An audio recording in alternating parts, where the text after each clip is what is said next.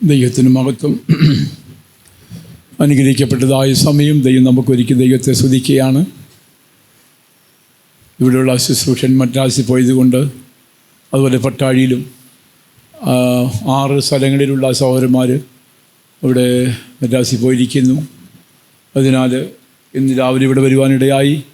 അല്പസമയം ദൈവമക്കളോടുകൂടെ ആയിരിക്കാൻ തന്ന ദൈവത്തിൻ്റെ കൃപയ്ക്കായി ദൈവത്തെ സ്തുതിക്കുകയാണ്. ദൈവമക്കളെ, കഴിഞ്ഞ കാലഘട്ടങ്ങളിലെല്ലാം ദൈവത്തിൻ്റെ അത്ഭുത കരത്തിൽ നമ്മെ ദൈവം സൂക്ഷിക്കുകയും പരിപാലിക്കുകയും ചെയ്ത് ഓർക്കുമ്പോൾ ദൈവത്തെ സ്തുതിക്കുന്നു. കർത്താവ് നമുക്ക് ചെയ്തതായ ഉപകാരങ്ങൾ, നന്മകളൊക്കെ ഓർത്ത് ദൈവത്തെ സ്തുതിപ്പാൻ കടപ്പെട്ടവരാണ്. ഇനി അധികകാലം നമുക്ക് മുൻപോട്ടുണ്ടോ എന്ന് പറയാൻ കഴിയുന്നില്ല. എത്ര കാലഘട്ടം നമുക്ക് മുൻപിലുണ്ട് എന്ന് പറയാൻ കഴിയുന്നില്ല.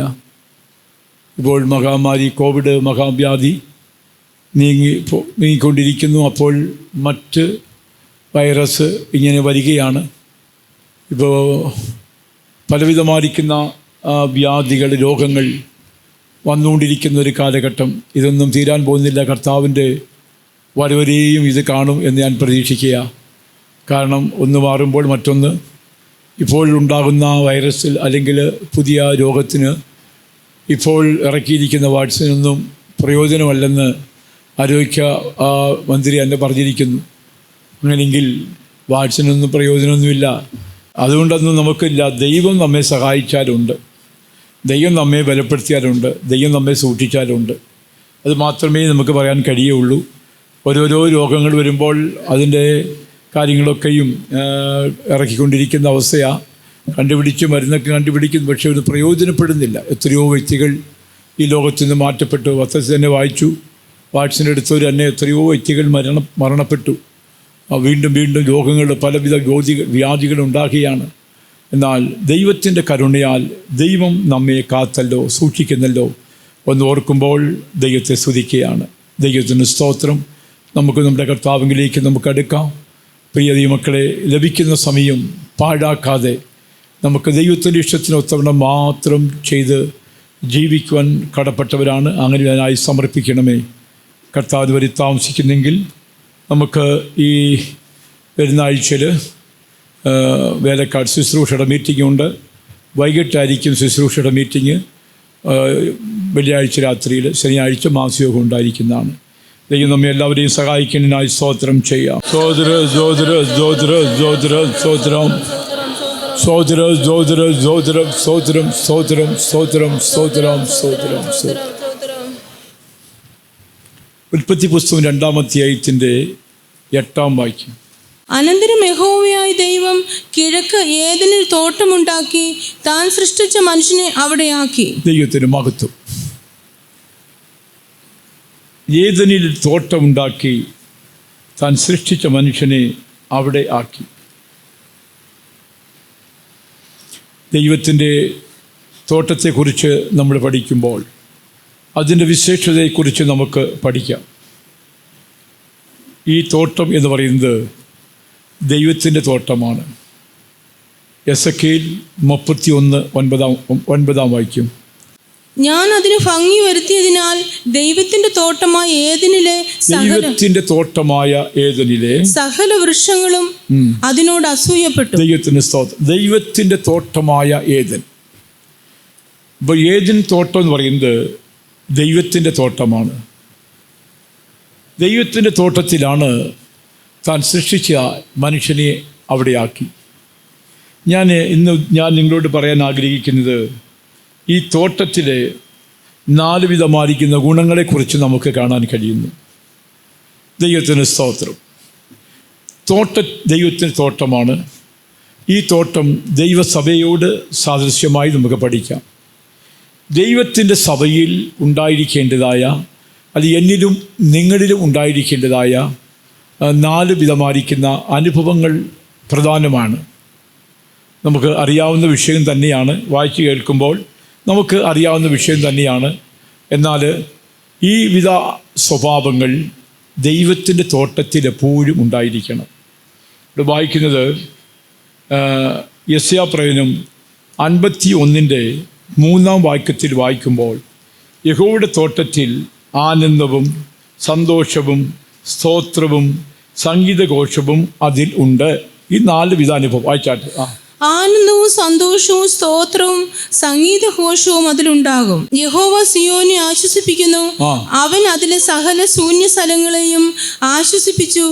അതിൻ്റെ മരുഭൂമിയെ ഏദൻ പോലെയും അതിൻ്റെ നിർജ്ജന പ്രദേശത്തെ യഹോവയുടെ തോട്ടത്തെ പോലെയും ആക്കുന്നു. ആനന്ദവും യഹോവയുടെ തോട്ടത്തെ പോലെ ആക്കുന്നു. ആനന്ദവും സന്തോഷവും സ്തോത്രവും സംഗീതഘോഷവും അതിലുണ്ടാകും. ദൈവത്തിൻ്റെ തോട്ടമാണോ ദൈവസഭ?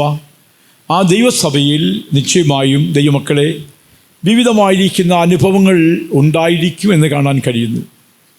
നമ്മൾ സാധാരണ മനുഷ്യരല്ല, നമ്മൾ ഒരു ശ്രേഷ്ഠരായ ദൈവമക്കളാണ്, നമ്മൾ വിലയേറിയ ദൈവമക്കളാണ്. ഒരു സാധാരണ അവസ്ഥയിൽ ജീവിക്കാൻ വിളിക്കപ്പെട്ടവരല്ല നമ്മൾ. ഒരു സാധാരണ അവസ്ഥയിൽ പോകാൻ വന്നവരല്ല നമ്മൾ.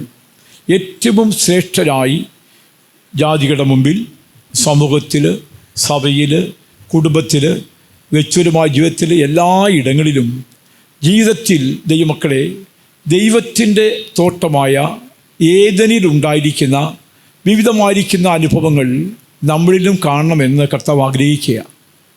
ഞാൻ ദൈവമക്കളെ തോട്ടത്തിൽ ദൈവം വസിപ്പാൻ ഇച്ഛിക്കുന്ന അനുഭവമാണ്. എല്ലാവരെയും അവിടെ പാർപ്പിക്കുന്നില്ല. ദൈവത്തിൻ്റെ തോട്ടത്തിൽ ദൈവത്തിൻ്റെ സ്വരൂപത്തിലും സാദൃശ്യപ്രകാരം സൃഷ്ടിച്ച മനുഷ്യനെ അവിടെയാക്കി.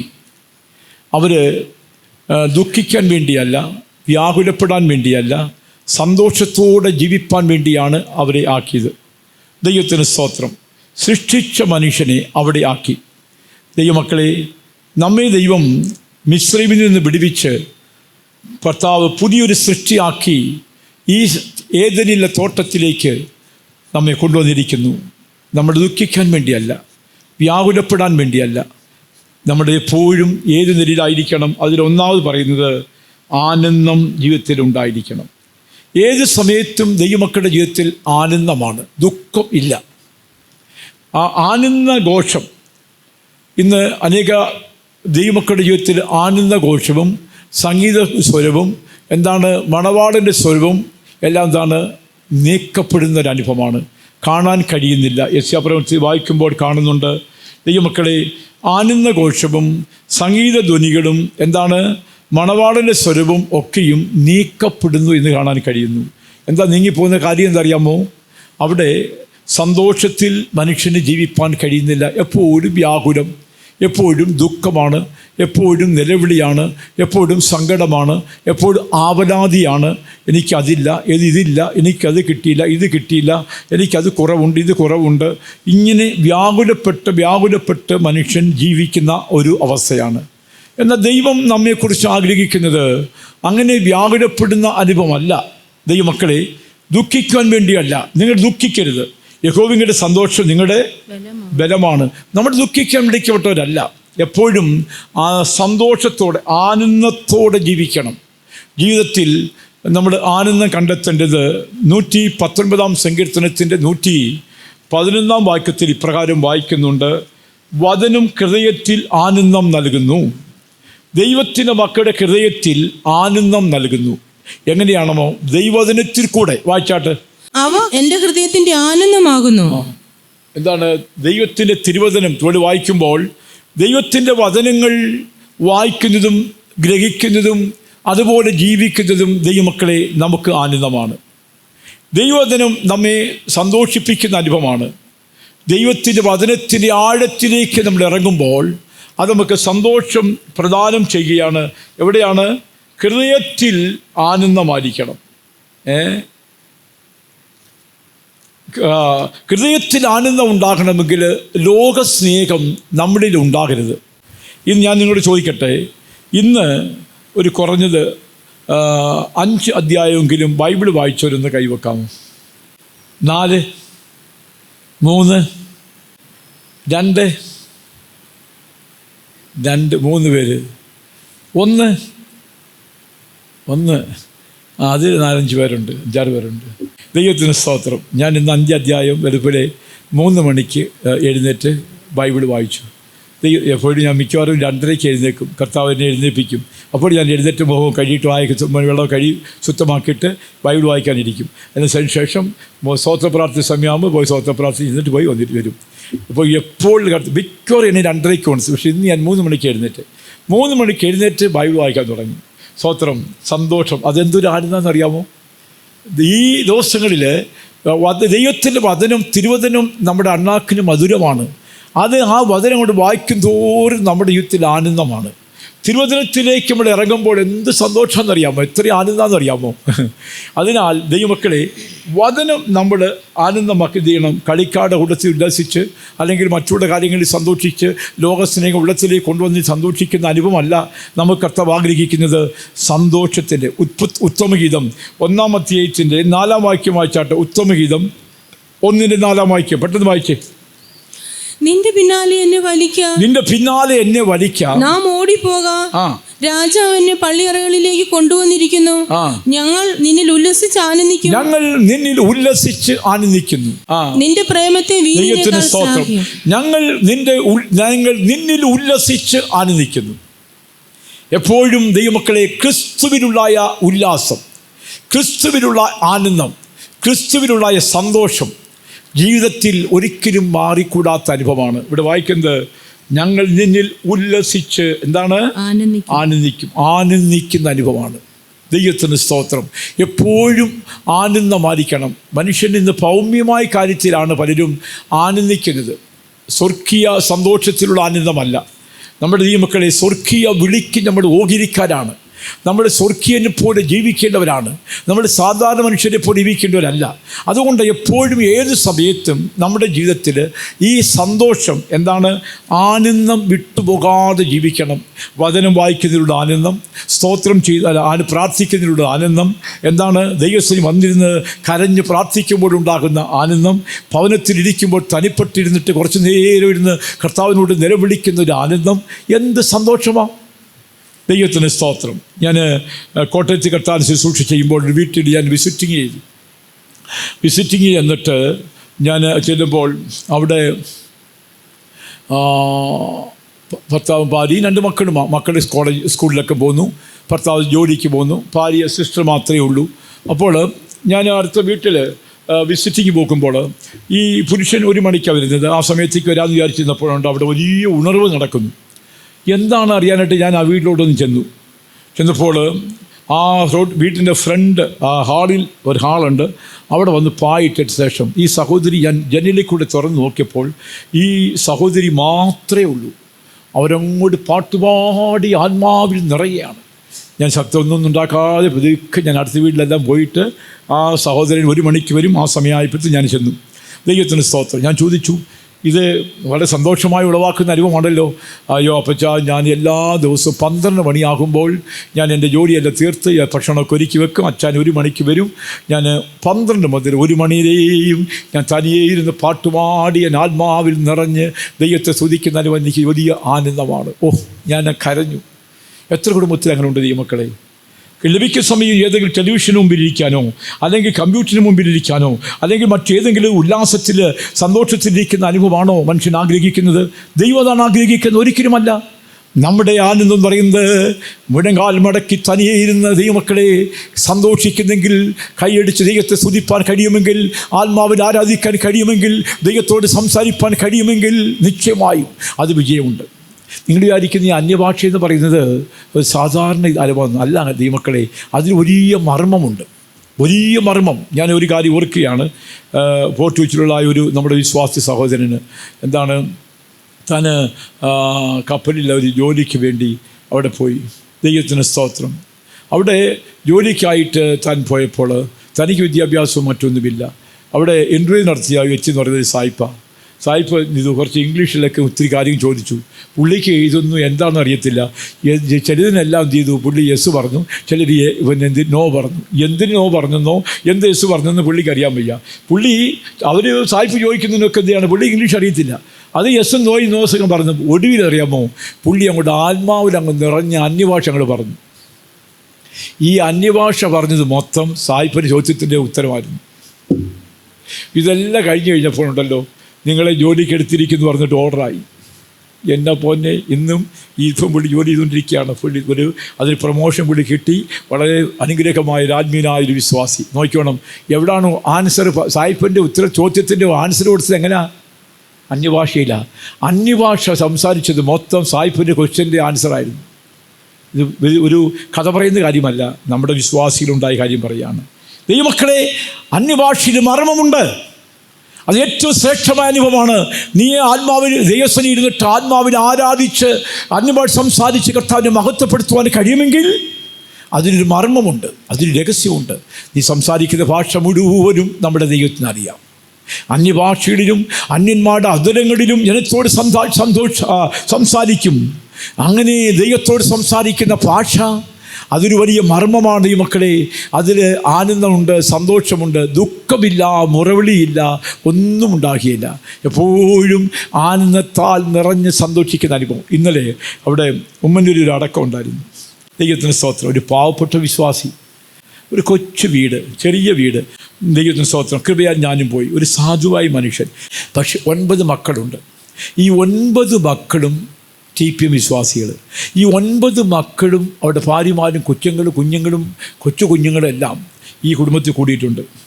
ദൈവത്തിന് സ്തോത്രം. അവിടെ ദൈവമക്കളെ പുള്ളിയുടെ മരണസമയത്ത് എന്താ സംഭവിച്ചെന്നറിയാമോ? ഈ മക്കളും കൊച്ചുമക്കളും ചെറുമക്കളും എല്ലാം കൂടെ ഭാര്യമാരും എല്ലാം കൂടെ മക്കളുടെ ഭാര്യമാരും എല്ലാം കൂടെ ഒന്നിച്ച് ആത്മാവിലങ്ങ് നിറഞ്ഞു. അന്യഭാഷകളിൽ സംസാരിച്ച് ഒരൊറ്റ വ്യക്തി പോലും കരഞ്ഞില്ല. അന്യഭാഷകളിൽ സംസാരിച്ച് ആത്മാവിൽ നിറഞ്ഞ് അപ്പനെ സ്വർഗത്തിലേക്ക് വിട്ടു. അപ്പൻ മരിച്ച ശേഷം കുറച്ചു നേരം കൂടെ ആത്മാവിൽ നിറഞ്ഞു. ദൈവത്തിന് സ്തോത്രം. പിറ്റേ ദിവസം അമ്പലക്കരെ സിത്ത് മുപ്പന് അവിടെ ഒരു പ്രാർത്ഥന നടത്താനായിട്ട് പോയി. അവിടുത്തെ മുപ്പൻ അവിടെ ഇല്ല.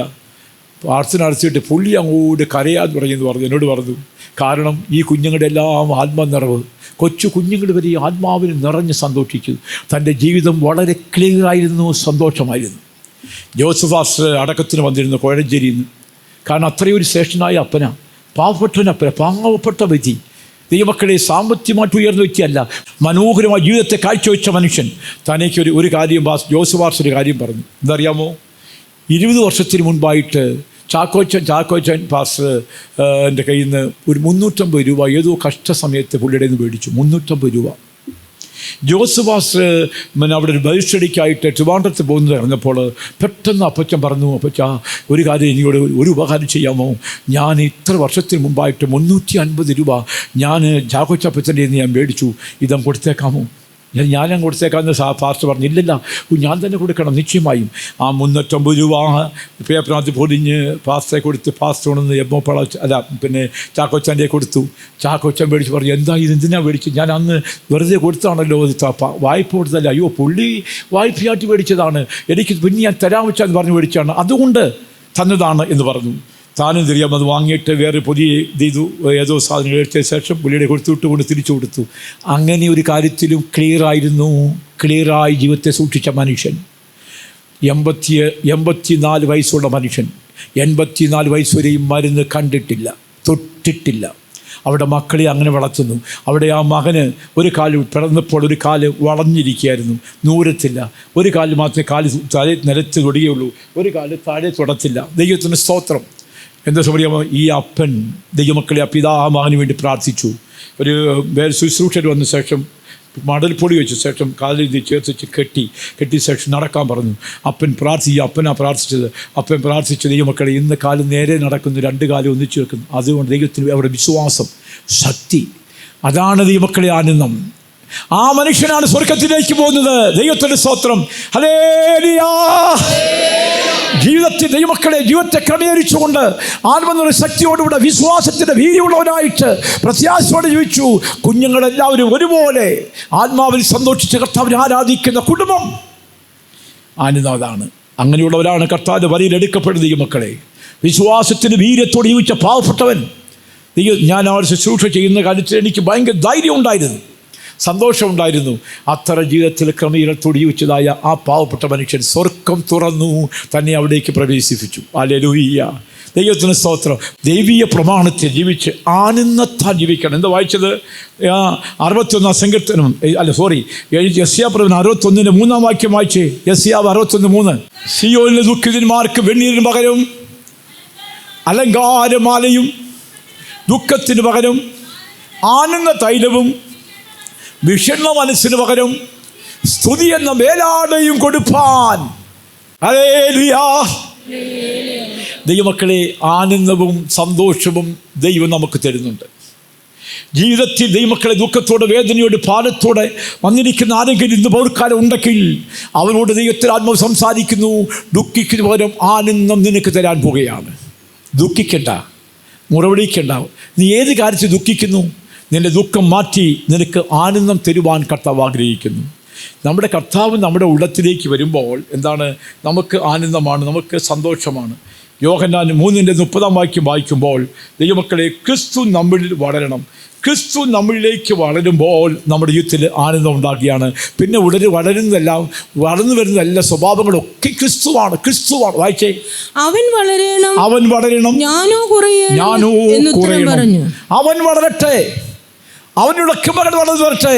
ക്രിസ്തുവിനുള്ള കൃപകളും വരങ്ങളും അനുഗ്രഹങ്ങളും ക്രിസ്തുവിൻ്റെ ദിവ്യ സ്വഭാവങ്ങളും നമ്മിൽ വളരണം.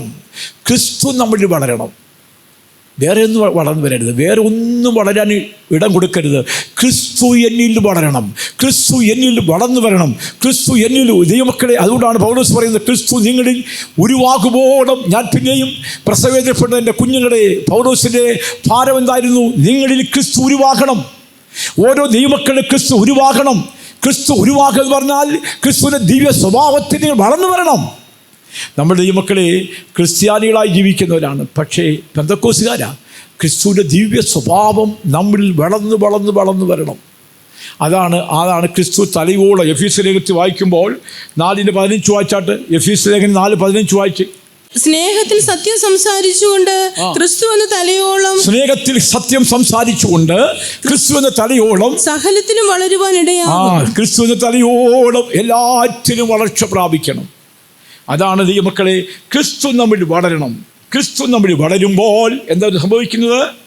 നമുക്ക് ജീവിതത്തിൽ ആനന്ദം ഉണ്ടാകുന്നു. ക്രിസ്തുവിൻ്റെ ദിവ്യ സ്വഭാവം നമ്മളിൽ വളർന്നു വരികയാണ്. ഹല്ലേലൂയ. ക്രിസ്തുവിൻ്റെ ദിവ്യ സ്വഭാവത്തിൽ ദൈവമക്കളെ നമ്മൾ ദിനംതോറും വളരണം. നമ്മുടെ ഇഷ്ടപ്രകാരം വളരുകയല്ല, നമ്മുടെ സ്വാർത്ഥതയിൽ വളരുകയല്ല, നമ്മുടെ വഹിക്കുന്ന വഴികളിൽ കൂടെ നമ്മൾ ജീവിക്കുകയല്ല. ക്രിസ്തു നമ്മിൽ വളരണം എന്ന് പറഞ്ഞാൽ ക്രിസ്തുവിൻ്റെ ദിവ്യ സ്വഭാവങ്ങൾ വേണം വളർന്നു വരാൻ. ക്രിസ്തുവിൻ്റെ താഴ്മ, ക്രിസ്തുവിൻ്റെ അനുസരണം, ക്രിസ്തുവിൻ്റെ ക്ഷമ, ക്രിസ്തുവിൻ്റെ സ്നേഹം, ഓക്കെ, അതിൻ്റെ ദീർഘശാന്തി, അവൻ്റെ കരുണ എല്ലാം നമ്മൾ വളർന്നു വരണം. നമ്മുടെ ഇഷ്ടപ്രകാരം ജീവിക്കുകയല്ല. ക്രിസ്തു നമ്മളോടുകൂടെ ഉണ്ടെങ്കിൽ നിശ്ചയമായും അവൻ്റെ സ്വഭാവം നമ്മൾ വളർന്നു വരും.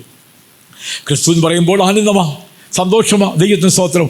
ആനന്ദ സ്വഭാവത്തിൽ വളരണം, ആനന്ദത്തിൽ വളർന്നു വരണം. ദൈവത്തിന് സ്തോത്രം. ദൈവമക്കളെ, ഇവിടെ വായിക്കുന്നത് എന്താണ്? തോട്ടത്തിൽ ഉണ്ടായിരിക്കേണ്ട അനുഭവം എന്ന് പറയുന്നത് 1 ആനന്ദമാണ്, 2 സന്തോഷമാണ്. സന്തോഷം. 4-ാം സങ്കീർത്തനം 7-ാം വാക്യത്തിൽ വായിക്കുമ്പോൾ ഇപ്രകാരം വായിക്കുന്നു: ധാന്യവും വീഞ്ഞും വർദ്ധിച്ചപ്പോൾ അവർക്കുണ്ടായതിലും അധിക സന്തോഷം. വായിച്ചാൽ, ധാന്യവും വീഞ്ഞും വർദ്ധിച്ചപ്പോൾ അവർക്കുണ്ടായതിലും അധിക സന്തോഷം നീ എൻ്റെ ഹൃദയത്തിൽ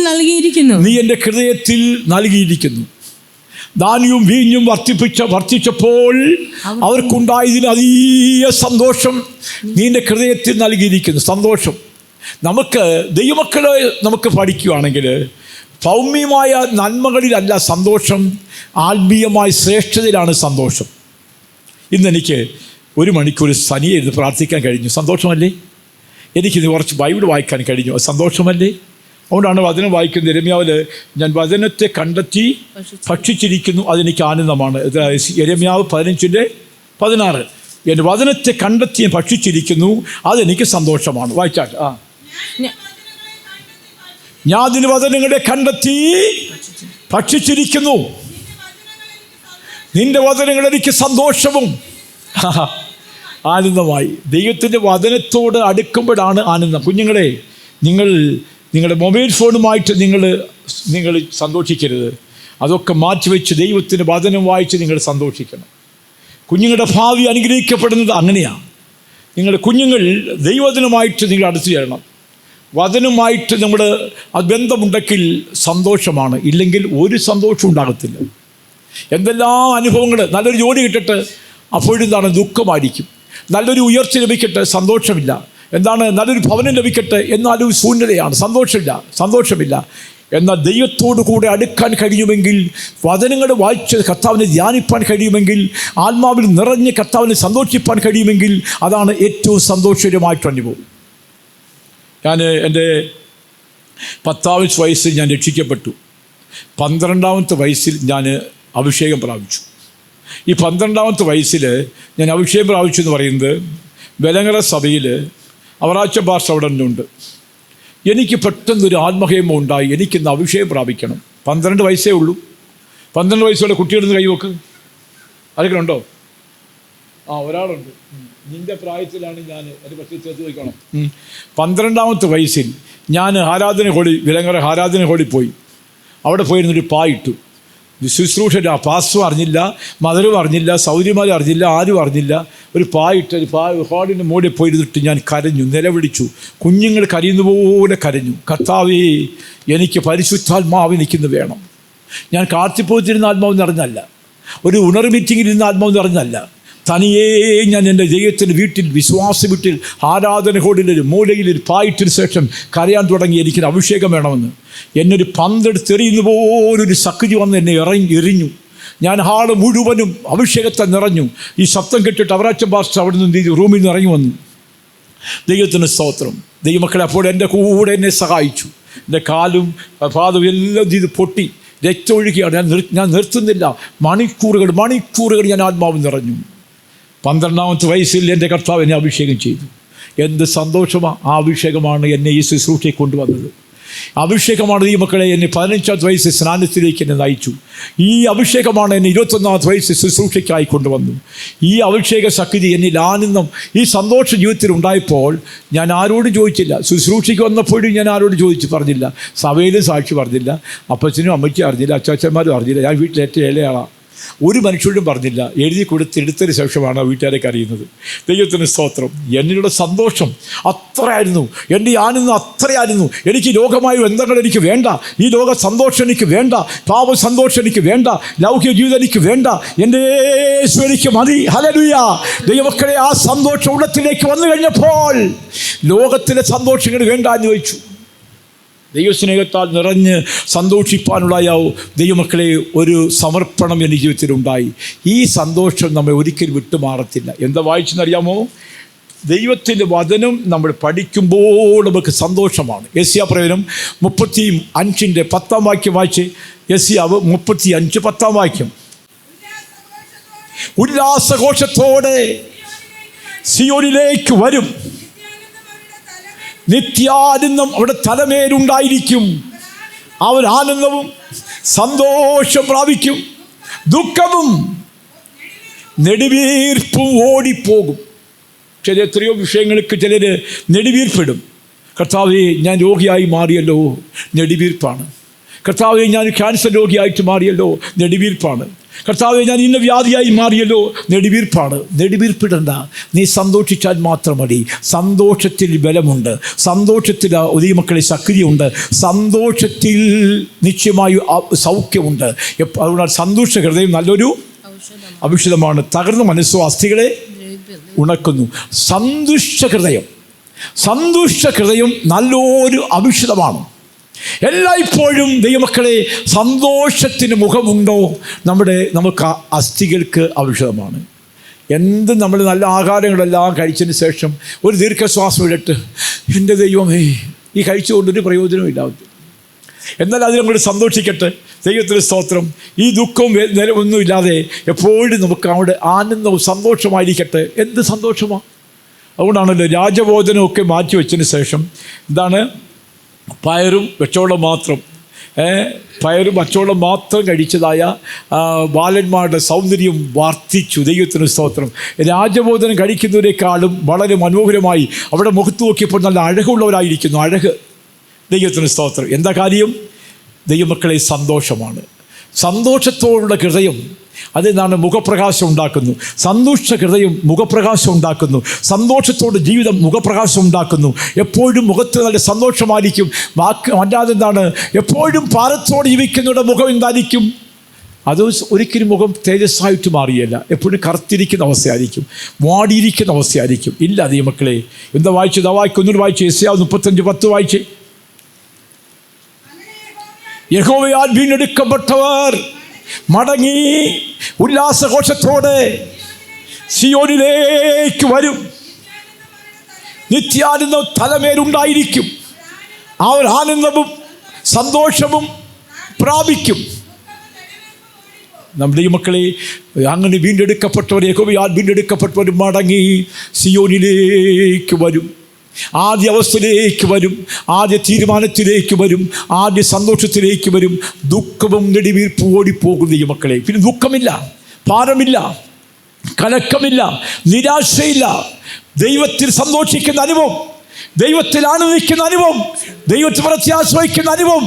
ദൈവത്തിന് സ്തോത്രം. അങ്ങനെ ദൈവത്താൽ വീണ്ടെടുക്കപ്പെട്ട ദൈവമക്കളെ, നമ്മൾ സന്തോഷിച്ച് ആനന്ദിക്കണം, സ്നേഹത്താൽ നിറഞ്ഞ പ്രത്യാശയോട് ജീവിക്കണം. അതാണ് ദൈവം നമ്മെക്കുറിച്ച് ആഗ്രഹിക്കുന്നത്. ദൈവത്തിന് സ്തോത്രം. അല്ലാതെ നമ്മുടെ മുമ്പ് വായിച്ചല്ലോ, യിരെമ്യാവ് വചനം വായിച്ചല്ലോ, 15:16 വാക്യം, അതിന് 17 വാക്യത്തിൽ വായിക്കുന്നു. അതിനോട് ചേർത്ത് പറഞ്ഞിരിക്കുകയാണ്, ഞാൻ കളിക്കാരുടെ കൂട്ടത്തിൽ ഉല്ലസിച്ചിട്ടില്ല. ബൈബിൾ വായിച്ച് സന്തോഷിക്കണം. വായിച്ചാട്ടെ. കളിക്കാരുടെ അല്ല, അതിന് മോന് വായില്.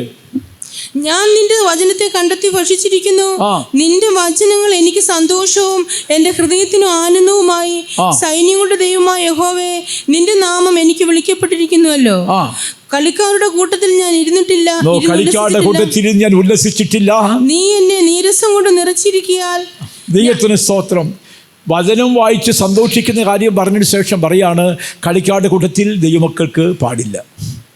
ഈ സിനിമയും കണ്ട്, നാടകം കണ്ട്, കുത്തിക്കാഴ്ചയും കണ്ട്, പിന്നെ ടി വിയും തുറന്ന്, അല്ലെങ്കിൽ മറ്റേത് തുറന്ന്, അതും തുറന്ന്, ഇതും കണ്ട് നിങ്ങൾ ഉല്ലസിക്കുന്നെങ്കിൽ, ക്രിക്കറ്റ് കളി കണ്ട് സന്തോഷിക്കുന്നെങ്കിൽ, സിനിമയും നാടകങ്ങൾക്ക് ജീവിക്കുന്നെങ്കിൽ, ദൈവമക്കളെ, ദൈവത്തിൽ ഒരിക്കലും സന്തോഷിപ്പാൻ കഴിയില്ല. നമ്മൾ പറയണം, ഞാൻ എല്ലാറ്റിനും മരിച്ചിരിക്കുന്നു. ഒരു മരിച്ചവൻ്റെ വായിലോട്ടൊരു സിഗരറ്റ് കത്തിച്ച് വെച്ചാൽ വലിക്കുമോ? ഇല്ല. ഒരു കുപ്പി വെള്ളം ചാരായ എടുത്ത് ഒഴിച്ചു കൊടുത്താൽ കുടിക്കുമോ? ഇല്ല. എന്താണ് പറയുന്നത്? മനുഷ്യൻ എന്ത് പറയും? ഞാൻ മദ്യത്തിന് ഞാൻ മരിച്ചിരിക്കുന്നു, സ്മോക്കി പുകവലിക്ക് ഞാൻ എന്ത് ചെയ്യുന്നു? ഞാൻ മരിച്ചിരിക്കുന്നു, ഞാൻ നാടകത്തിന് മരിച്ചിരിക്കുന്നു, സിനിമയ്ക്ക് ഞാൻ മരിച്ചിരിക്കുന്നു, ക്രിക്കറ്റ് കളിക്ക് മരിച്ചിരിക്കണം, ഓരോ കാര്യത്തിലും മരിച്ചിരിക്കണം. മരിച്ചു. വേണ്ട. മരിച്ചവനൊന്നും ആസ്വദിക്കത്തില്ല ദൈവമക്കളെ. ദൈവം ലോകം എനിക്കും ക്രൂശിക്കപ്പെട്ടിരിക്കുന്നു, ഇനി ജീവിക്കുന്ന ഞാനല്ല, ക്രിസ്തുവത്രയാണ് ജീവിക്കുന്നത്. എല്ലാറ്റിനും നമ്മൾ മരിക്കണം. ദൈവത്തിന് സ്തോത്രം. അവിടെ വായിക്കുന്നത്, ബൈബിൾ വായിച്ച് സന്തോഷിക്കണം. അതിന് പിന്നാലെ അടുത്ത വാക്യത്തിൽ പറയാണ്, കളിക്കാരുടെ കൂട്ടത്തിൽ ഞാൻ ഉല്ലസിച്ചിട്ടില്ല. ഉല്ലസിച്ചാൽ കർത്താവിൻ്റെ വരയിൽ പോകാൻ കഴിയില്ല ദൈവമക്കളെ. അത് മാത്രമേ ഉള്ളൂ, വേറെ കുഴപ്പമൊന്നുമില്ല. നമ്മുടെ കർത്താവിൻ്റെ വരവിൽ പോകണമെങ്കിൽ ഉല്ലാസവും, കളിയുടെ ഉല്ലാസവും, അല്ലെങ്കിൽ മറ്റുള്ള ഏതെങ്കിലും ആനന്ദമായിട്ടുള്ള ഉല്ലാസങ്ങൾ നമുക്ക് വേണ്ട. അതിൽ സന്തോഷിക്കേണ്ട ആവശ്യം നമുക്കില്ല. ഇവിടെ വായിക്കുന്നത്, സന്തോഷത്താൽ ദൈവമക്കൾ നിറഞ്ഞ് ജീവിക്കണം. ദൈവത്തിന് സ്തോത്രം. 2:1 വാക്യമായി, എൻ്റെ കുഞ്ഞുങ്ങളെ, നിങ്ങൾ പാപം ചെയ്യാതിരിപ്പാൻ ഞാൻ നിങ്ങൾക്ക് എഴുതുന്നു. ദൈവത്തിന് സ്തോത്രം. ലേഖനം കൊണ്ട് ദൈവമക്കളെ, സഭയെ സന്തോഷിപ്പിക്കുന്നത് പറയുന്നത് എന്താ വാക്ക്? നിങ്ങൾ പാപം ചെയ്യരുത്. എൻ്റെ കുഞ്ഞുങ്ങളെ, നിങ്ങൾ പാപം ചെയ്യാതിരിപ്പാൻ ഞാൻ നിങ്ങൾക്ക് എഴുതുന്നു. ലേഖനം കൊണ്ട് ഉദ്ദേശിക്കുന്നത് എന്താണ്? പാപം ചെയ്യരുത്. ഈ ലേഖനം കൊണ്ട് ഉദ്ദേശിക്കുന്നത് ലോകസന്തോഷത്തിലേക്ക് പോകരുത്. എന്താണ് ഈ ലേഖനം കൊണ്ട് ഉദ്ദേശിക്കുന്നത്? ദൈവത്തിൻ്റെ രാജ്യത്ത് പ്രവേശിപ്പാൻ ഒരു സമർപ്പണ ജീവിതം നമുക്ക് ചെയ്യണം. നമ്മുടെ എപ്പോഴും ആ സന്തോഷവും ആനന്ദവും ജീവിതത്തിൽ പ്രാപിക്കണം ഈ മക്കൾ. അതാണ് കർത്താവ് നമ്മെക്കുറിച്ച് ആഗ്രഹിക്കുന്നത്. എന്ത് വായിക്കുന്നു? 2 യോഹന്നാൻ 1:12 വാക്യം വായിച്ചേ.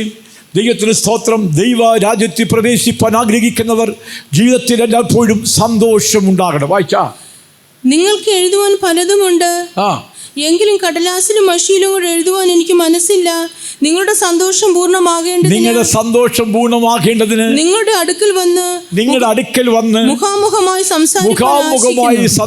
സംസാരിപ്പാൻ ഞാൻ ആശിക്കുന്നു. ഇതാണ്. വേണമെങ്കിൽ ഒരുപാട് എഴുതാൻ മഷിയും തൂബലും ഉണ്ട്, എഴുതി പേപ്പറിൽ നിറയ്ക്കണമെന്നല്ല ഞാൻ ആഗ്രഹിക്കുന്നത്. ഒരുപാട് കാര്യങ്ങളുണ്ട്, എങ്കിലും നേരിട്ട് കണ്ട് സന്തോഷിക്കാൻ ഞാൻ ആഗ്രഹിക്കുന്നു. വിശുദ്ധന്മാരുടെയായ സന്തോഷം, സഭയുടെ ജനത്തിൻ്റെതായ ആ സന്തോഷം, ആനന്ദം കാണുമ്പോൾ നടത്തിപ്പാർക്കൊരു സന്തോഷമാണ്, ഭയങ്കര ആനന്ദമാണ്. പ്രിയ ദൈവമക്കളെ, നമ്മുടെ ജീവിതത്തിൽ ഇതാണ് മുഖാമുഖമായിട്ട് നമ്മൾ കണ്ട് സന്തോഷിക്കുന്നത് പോലെ, എന്താണ്, ഒരു ലെറ്ററിൽ കൂടെ ഒരു ഫോണിൽ കൂടെ പറയുന്നതിനേക്കാൾ മുഖാമുഖമായിട്ട് ഞാൻ നിങ്ങളെ കണ്ട് സന്തോഷിക്കുന്നു. നിങ്ങളുടെ സന്തോഷം വളരെ അനന്തമാണ്. ദൈവത്തിന് സ്തോത്രം. എത്ര മനോഹരമായിട്ടുള്ള അനുഭവമാണ് ദൈവമക്കളെ. അതാണൊരു സന്തോഷത്തിൻ്റെ അനുഭവം. ദൈവത്തിന് സ്തോത്രം. ഇവിടെ എന്താ വായിച്ചത്? മുഖാമുഖമായി സന്തോഷം. അത് 2 യോഹന്നാൻ 1:4 വാക്യം വായിച്ചേ. 2 യോഹന്നാൻ 1:4 വാക്യം. നമ്മുടെ പിതാവിൽ നിന്ന് കൽപ്പന ലഭിച്ചതുപോലെ അവിടുത്തെ മക്കളിൽ ചിലർ സത്യത്തിൽ നടക്കുന്നത് ഞാൻ കണ്ട് അത്യന്തം സന്തോഷിച്ചു. മക്കളിൽ ഒന്നുകൂടെ നമുക്ക് പിതാവിൽ നിന്ന് കൽപ്പന ലഭിച്ചതുപോലെ അവിടുത്തെ മക്കളിൽ ചിലർ സത്യത്തിൽ നടക്കുന്നത് കണ്ടിട്ട് അത്യന്തം സന്തോഷം. Praise the Lord. നടത്തിപ്പാട് സന്തോഷം നോക്ക്. അവിടെ മക്കൾ ചിലർ, എല്ലാവരും അല്ല, ചിലർ സത്യത്തിൽ നടക്കുന്നു. അത് കാണുമ്പോൾ ഭയങ്കര സന്തോഷമാണ്. ദൈവത്തിന് സ്തോത്രം. ദൈവമക്കളെ, നിങ്ങൾ സത്യത്തിൽ ജീവിക്കുന്ന കാണുന്നത് പിതാക്കന്മാർക്ക് സന്തോഷമാണ്, നടത്തിപ്പാർക്ക് സന്തോഷമാണ്. ഇന്ന കുടുംബം നല്ല മാതൃകയുടെ കുടുംബമാണ്. ഓക്കെ, ഞാൻ പറഞ്ഞില്ലേ, ഉമ്മന്നൂര് അപ്പച്ചൻ്റെ കാര്യം പറഞ്ഞില്ലേ? ദൈവത്തിന് സ്തോത്രം. എത്ര മനോഹരമായ ജീവിതം. അവിടെ കുഞ്ഞുങ്ങളെല്ലാവരും ഒന്നിച്ച്, ചെറുമക്കൾ, കൊച്ചു കുഞ്ഞുങ്ങൾ വരെ അന്യഭാഷ സംസാരിച്ച് ആത്മാവിൽ ആരാധിക്കുന്ന അനുഭവം. എന്തൊരു സ്വർഗ്ഗം അവിടെ ഇറങ്ങിയ അനുഭവമാണ്. സ്വർഗ്ഗം ഇറങ്ങി അവിടെ അടക്ക ശുശ്രൂഷയ്ക്ക് വന്നിരുന്നപ്പോൾ കാണാനൊരു കാഴ്ച ഉണ്ടായിരുന്നു. 3 വ്യക്തികളും, മക്കളും മരുമക്കളും കൊച്ചുമക്കളും, മൊത്തം വെള്ളവസ്ത്രം ധരിച്ചിരിക്കുകയാണ്. ഒരു പ്രത്യേക കാഴ്ചയായിരുന്നു. എന്നാ മനോഹരമായിട്ടുള്ളൊരു ജീവിതം കാഴ്ചവെച്ചൊരു അപ്പച്ചൻ. ദൈവത്തിന് സ്തോത്രം. ദൈവമക്കളെ, അതുകൊണ്ടാണ് ദൈവം സ്വർഗ്ഗം അത് മാനിക്കുന്നു കാണാൻ കഴിയുന്നത്. സ്വർഗ്ഗം അത് മാനിക്കുന്നു, സ്വർഗ്ഗം അത് അംഗീകരിക്കുന്നു. ദൈവത്തിന് സ്തോത്രം. ദൈവീയമായ ഒരു കാഴ്ചപ്പാട്, ദൈവീയമായിട്ടുള്ള അനുഭവങ്ങളെ പ്രകാരം ജീവിക്കുമ്പോൾ മക്കൾ സത്യത്തിൽ നടക്കുന്നതിനെ കേൾക്കുന്നതിനേക്കാൾ വലിയ സന്തോഷം എനിക്കില്ല. എൻ്റെ മക്കൾ സത്യത്തിൽ നടക്കുന്നു എന്ന് കേൾക്കുന്നതിനേക്കാൾ വലിയ സന്തോഷം എനിക്കില്ല. എൻ്റെ മക്കൾ സത്യത്തിൽ നടക്കുന്നു, എൻ്റെ മക്കൾ പരമാർത്ഥമായി ജീവിക്കുന്നു, എൻ്റെ മക്കൾ അപ്പനെ അനുസരിക്കുന്നു, എൻ്റെ മക്കൾ അമ്മയെ അനുസരിക്കുന്നു, എൻ്റെ മക്കൾ ശുശ്രൂഷരെ ബഹുമാനിക്കുന്നു, എൻ്റെ മക്കൾ സ്കൂളിൽ മാതൃകയാണ്, എൻ്റെ മക്കൾ കോളേജിൽ മാതൃകയാണ്, എൻ്റെ കുഞ്ഞുങ്ങൾ കൂട്ടുകാരുടെ ഇടയിൽ നല്ല ഉത്തമ സാക്ഷിയുള്ള കുഞ്ഞുങ്ങളാണ്, തലവേദനയില്ല. എന്ത് സന്തോഷമായിരിക്കും. ദൈവത്തിന് സ്തോത്രം. ഒരു മാതാവ് ഒരിക്കലും എനിക്കൊന്ന് കരയുണ്ടായി, അപ്പച്ചാ ഒന്ന് പ്രാർത്ഥിക്കണമേ, എൻ്റെ മകൻ ഇല്ലാതെ വന്നാൽ എനിക്ക് കുഴപ്പമില്ല, എനിക്ക് എല്ലാ ദിവസം തോറും തലവേദനയാണ്, കരച്ചിലേ ഉള്ളൂ. അവൻ രാവിലെ ഇറങ്ങിയാൽ വൈകിട്ട് വഴക്കുണ്ടാക്കി വരുന്നു, അടിയുണ്ടാക്കി വരുന്നു, കേസുണ്ടാക്കി വരുന്നു, എന്താണെന്ന് അറിയാൻ വയ്യാതെ ഭാരപ്പെടുകയാണ്. അവന് ഭൂമിയിൽ നിന്ന് മാറ്റിയാൽ കുഴപ്പമില്ല, ഞങ്ങൾക്ക് മക്കൾ വേണമെന്നില്ല. ആ തള്ളയുടെ നിലവിളി കാണണം. സന്തോഷമാണോ? അല്ല. എന്നാൽ സത്യത്തിൽ ജീവിക്കുന്ന ഈ മക്കളെ, പരമാർത്ഥമായി ജീവിക്കുന്ന ഈ മക്കളെ, നിശ്ചയമായും സ്വർഗ്ഗം സന്തോഷിക്കുന്ന അനുഭവമാണ്. എൻ്റെ മക്കൾ സത്യത്തിൽ ജീവിക്കുന്നത് കേൾക്കുന്നതിനേക്കാൾ വലിയ സന്തോഷം എനിക്കില്ല. എന്താണ് സന്തോഷം? എവിടെയാണ് സന്തോഷം എന്നറിയാമോ? എബ്രായലേഖനം 12:2 വാക്യം. എബ്രായർ 12:2 എന്താണ്? കർത്താവിൻ്റെ മുമ്പിലുള്ള സന്തോഷം ഓർത്ത്. വിശ്വാസത്തിന്റെ നായകനും പൂർത്തി വരുത്തുന്നതിനുമായ യേശുവിനെ നോക്കുക. തന്റെ മുൻപിൽ വെച്ചിരിക്കുന്ന സന്തോഷത്തെ ഓർത്ത് അവൻ അപമാനം മനുഷ്യൻ തന്റെ മുൻപിൽ വെച്ചിരുന്ന സന്തോഷത്തെ ഓർത്ത്. കർത്താവിന്റെ മുമ്പിൽ ദൈവമക്കളെ എന്താണ് ഏറ്റവും മഹത്തായ സന്തോഷം? എൻ്റെ മുൻപിൽ, നിങ്ങളുടെ മുൻപിൽ ആ സന്തോഷകനായ കർത്താവ് മുമ്പിൽ ഉണ്ടെങ്കിൽ നമുക്ക് സന്തോഷമാണ്. കർത്താവ് നമ്മുടെ കൂടെ ഉണ്ടെങ്കിൽ സന്തോഷമാണ്. കർത്താവ് നമ്മുടെ കൂടെ ഇരിക്കുന്നെങ്കിൽ സന്തോഷമാണ്. അവൻ്റെ ശബ്ദം നമ്മെ കേൾപ്പിക്കുന്നെങ്കിൽ സന്തോഷമാണ്. ദൈവത്തിന് സ്തോത്രം. ദൈവീയമായൊരു കാഴ്ചപ്പാട് നമ്മുടെ ജീവിതത്തിൽ എപ്പോഴും ഉണ്ടായിരിക്കണം. എൻ്റെ കർത്താവ് എന്നോട് കൂടെ ഉണ്ട്. അതാ യേശുവിൻ്റെ മുൻപിലുള്ള സന്തോഷത്തെ ഓർത്ത് അവൻ ക്രൂസിനെ സഹിച്ചു. നമുക്ക് കഷ്ടം സഹിക്കണമെങ്കിൽ കർത്താവ് നമ്മുടെ മുമ്പിലുള്ള സന്തോഷത്തെ ഓർത്ത് ദൈവത്തെ സ്തുതിക്കണം. ദൈവത്തിന് സ്തോത്രം. ക്രിസ്തുവിലുള്ള സന്തോഷത്തെ ഓർത്ത് ദൈവത്തെ സ്തുതിക്കണം. ദൈവത്തിൻ്റെ സ്നേഹത്തെ നിറഞ്ഞ ദൈവമക്കളെ സന്തോഷത്തെ ഓർത്ത് ദൈവത്തെ സ്തുതിക്കണം. ഫിലിപ്പിയർ 1:3 വാക്യത്തിൽ വായിക്കുമ്പോൾ എപ്പോഴും സന്തോഷിപ്പീൻ, എപ്പോഴും സന്തോഷത്തോടെ പ്രാർത്ഥിച്ചും. നിങ്ങൾ ഈ നല്ല പ്രവൃത്തി ആരംഭിച്ചവർ യേശുക്രിസ്തുവിനെ നാടോളം. ദൈവത്തിന് സ്തോത്രം. ദൈവമക്കളെ, നമ്മുടെ ജീവിതത്തിൽ ഒരു സന്തോഷം, പ്രാർത്ഥിക്കുന്ന സന്തോഷമാണ്, ബൈബിൾ വായിക്കുന്ന സന്തോഷമാണ്, ഉപവാസ പ്രാർത്ഥന സന്തോഷമാണ്, ആത്മാവിൽ ആരാധിക്കുന്ന സന്തോഷമാണ്, രഹസ്യ പ്രാർത്ഥന സന്തോഷമാണ്, അർദ്ധരാത്രി എഴുന്നേറ്റ് ദൈവത്തെ സ്തുതിക്കുന്ന സന്തോഷമാണ്. ദൈവത്തിന് സ്തോത്രം. ആ സന്തോഷത്തിൻ്റെ ധ്വനി എപ്പോഴും മുഴക്കിക്കൊണ്ട് ദൈവമക്കൾ ദിനംതോറും ജീവിക്കണം. ദൈവത്തിന് സ്തോത്രം. ഇവിടെ എന്താ വായിച്ചറിയാമോ? ദൈവത്തിൽ തോട്ടത്തിൽ സന്തോഷവും എന്താണ്? ഉല്ലാസവും സന്തോഷവും പിന്നെ സ്തോത്രസ്തുതി. സ്തോത്രത്തിൻ്റെ ശബ്ദം ദൈവസഭയിൽ ഉണ്ടായിരിക്കണം.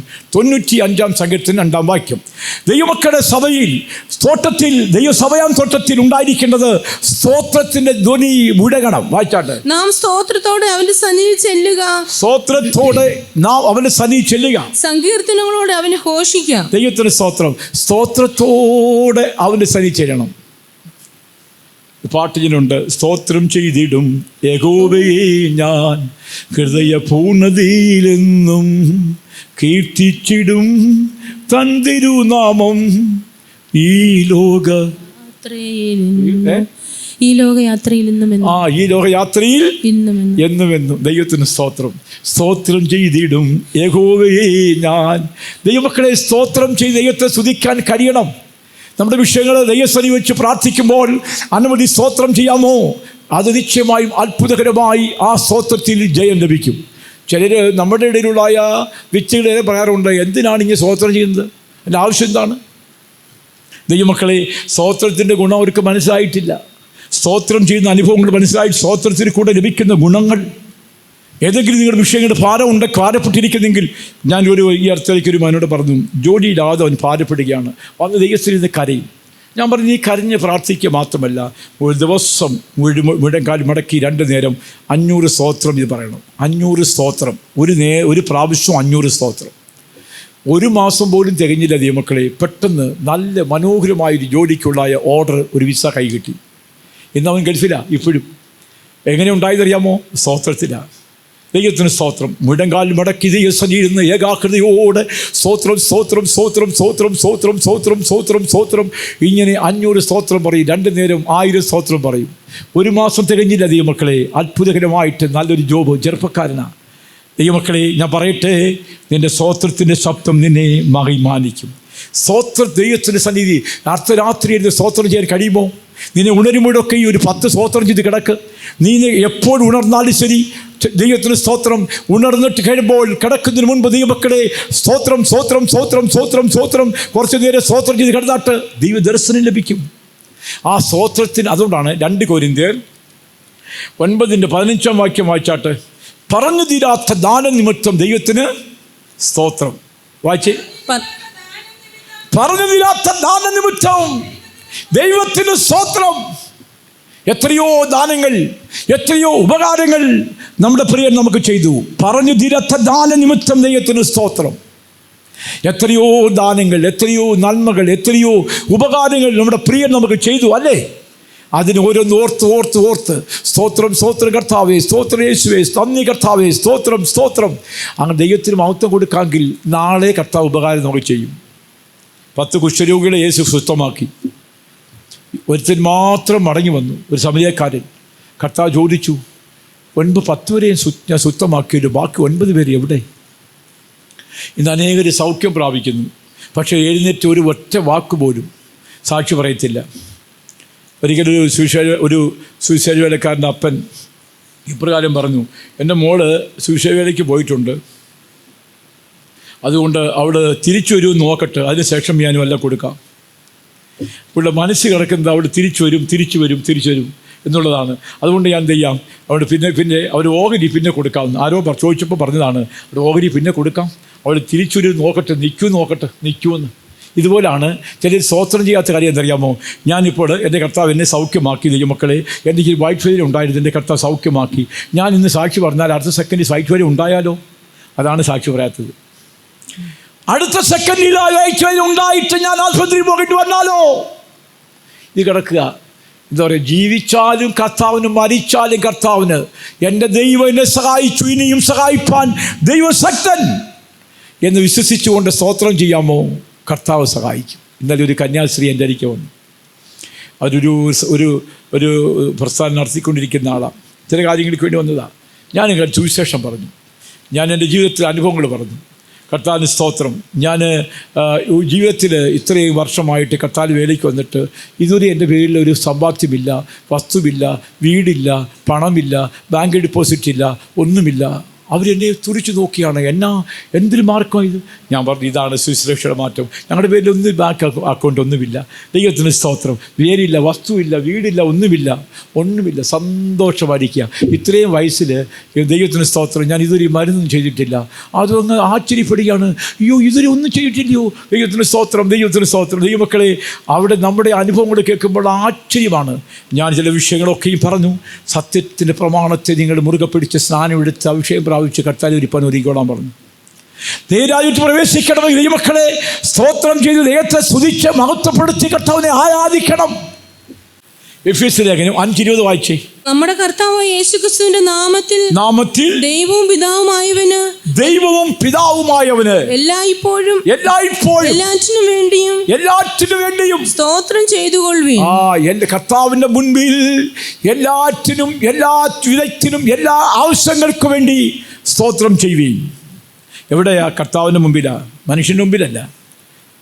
നമ്മുടെ കർത്താവിൻ്റെ മുമ്പിൽ ദൈവമക്കളെ എല്ലാറ്റിനും വേണ്ടിയും നിങ്ങൾ സ്തോത്രം ചെയ്താട്ടെ. നിശ്ചയമായി ആ വാക്യം ഒന്ന് വായിച്ചേ. നിങ്ങളുടെ ഹൃദയത്തിൽ കർത്താവിന് പാടിയും നിങ്ങളുടെ ഹൃദയത്തിൽ കീർത്തനം ചെയ്തും നമ്മുടെ കർത്താവായ യേശുക്രിസ്തുവിന്റെ നാമത്തിൽ ദൈവവും പിതാവുമായവന് എല്ലായ്പ്പോഴും എല്ലാറ്റിനും വേണ്ടിയും സ്തോത്രം ചെയ്യണം. ഫിലിപ്പിയ ലേഖനം 4:6 വാക്യം ഇത് വായിക്കുന്നു. ആവശ്യങ്ങളെ സ്തോത്രത്തോട് നിങ്ങൾ അറിയിക്കും. ഒന്നിനെ കുറിച്ച് നിങ്ങൾ വിചാരപ്പെടേണ്ട. എല്ലാറ്റിനും പ്രാർത്ഥനയാലും അപേക്ഷയാലും നിങ്ങളുടെ ആവശ്യങ്ങളെ സ്തോത്രത്തോടുകൂടെ ദൈവത്തോട് അറിയിക്കുക എത്ര വേണ്ടത്. നിങ്ങൾ സ്തോത്രത്തോടുകൂടെ ദൈവത്തെ അറിയിക്കണം. ഫിലിപ്പിയ ലേഖനത്തിൽ അപ്പോസ്തലൻ പൗലോസ് സഭയോട് പറയുന്നു, നിങ്ങളുടെ എല്ലാ വിഷയത്തിനു വേണ്ടി സ്തോത്രത്തോടെ ദൈവത്തോട് അപേക്ഷിക്കുക. എന്നാൽ സകല ബുദ്ധിയും കവിയുന്ന ദിവ്യ സമാധാനം എന്നാൽ സകല ബുദ്ധിയും കവിയുന്ന ദൈവത്തിന്റെ സമാധാനം നിങ്ങളുടെ ഹൃദയങ്ങളെയും നിലവുകളെയും ക്രിസ്തുയേശുവിങ്കൽ കാക്കും. നമ്മുടെ ദൈവത്തോട് സ്തോത്രം ചെയ്ത് ദൈവത്തെ സ്തുതിക്കണം. ദൈവമക്കളെ, അതിന് കടപ്പെട്ടവരാണ് നമ്മൾ. അങ്ങനെ ദൈവമക്കളെ ദൈവസന്നിധിയിൽ സ്തോത്രം സ്തുതി അർപ്പിക്കുമ്പോൾ ദൈവം നമ്മുടെ സ്വർഗം നാം മാനിക്കുന്നു. 4-ാമതായിട്ട് ഇവിടെ വായിക്കുന്നു, സംഗീതഘോഷം. ദൈവത്തിന് സ്തോത്രം. ദൈവമക്കളെ, ഈ സംഗീതഘോഷം എന്ന് പറയുന്നത് ഏത് ദുഷ്ടശക്തികളെയും പുറത്താക്കുന്ന ഘോഷമാണ്. വായിക്കുന്നത് പുറപ്പാട് പുസ്തകം 15:21 വാക്യത്തിൽ വായിക്കുന്നു. പാട്ടെന്ന് പറയുന്നത് അത് ദൈവമക്കളെ എല്ലാ ദുഷ്ടശക്തിയുടെയും തകർക്കുന്ന അനുഭവമാണ്. ശൗലിന് ദുരാത്മാവ് കയറുമ്പോൾ ദാവീദ് വീണെടുത്ത് വായിക്കും, കിന്നരെടുത്ത് വായിക്കും. മധുരരാഗത്തിൽ പാടിടാമേ യേശുവിനെ, മാധുര്യരാഗത്തിൽ പാടിടാമേ യേശു. മാധുര്യരാഗത്തിൽ വീണെടുത്ത് കിന്നരെടുത്തോടെ വായിക്കുമ്പോൾ സൗലിന് ദുരാത്മാവ് വിട്ടുമാറും. പാട്ടിൽ, സംഗീതഘോഷത്തിൽ ദൈവമക്കളെ ദുഷ്ടശക്തിയെ തകർക്കുവാൻ കഴിയും. ദൈവത്തിന് സ്തോത്രം.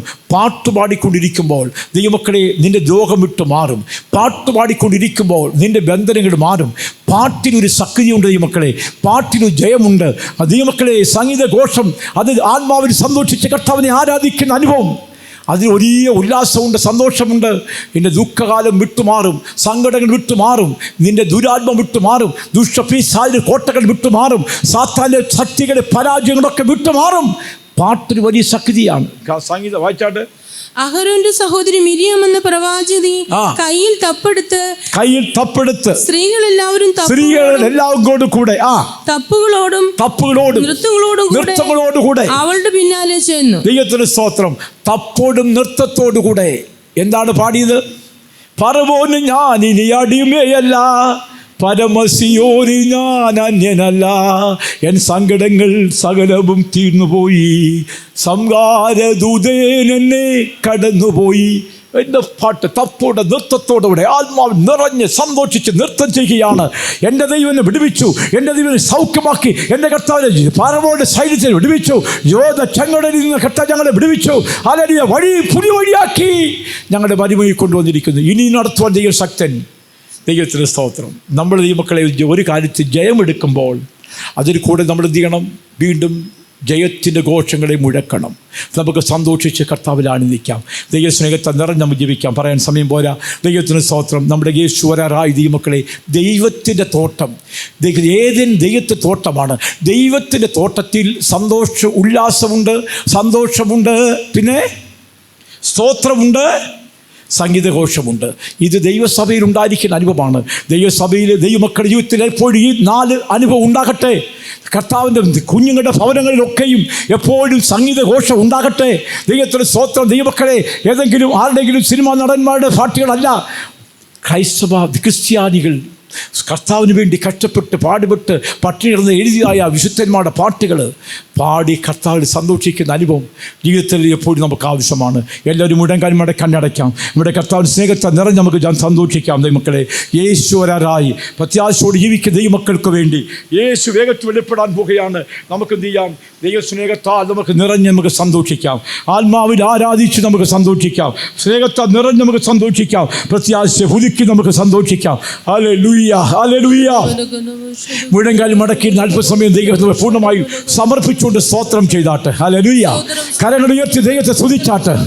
ദൈവത്തെ മഹത്വപ്പെടുത്താം. കർത്താവിന്റെ ഉപകാരങ്ങളെ ഓർത്ത് ദൈവത്തെ സ്തുതിക്കാം. ആത്മാവിൽ സന്തോഷിച്ച് ദൈവമക്കളെ കർത്താവിനെ ആരാധിക്കുവാൻ കൃപ നൽകട്ടെ. സ്തോത്രം ചെയ്താട്ട്. സ്തോത്രം കരയറ്റട്ടെ. Hallelujah, hallelujah. Sabarakara kise bikelse nafelay.